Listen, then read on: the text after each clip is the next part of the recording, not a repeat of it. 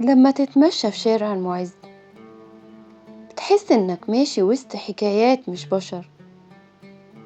هنا كل حجر بيحكي، وكل باب خشب بيخبي وراه قرون من السر والوقار. شارع المعز مش مجرد شارع، ده شريان من شرايين مصر القديمة. كان قلب القاهرة الفاطمية، واللي لسه بينبض لحد دلوقت. في الشارع ده هتشوف جامع الحاكم بأمر الله، وبيت السحامي، ومدرسة الظاهر برقوق. وكل مبنى فيهم مش مبنى، ده منحوت من الروح.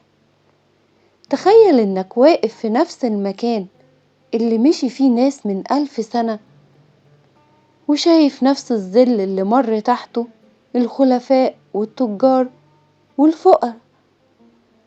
اللي في الشارع ده مش ماضي، ده إحساس بالحياة، وهي لسه موجودة بس بلون تاني. شارع المعز خطوة واحدة فيه كأنها خطوة في التاريخ.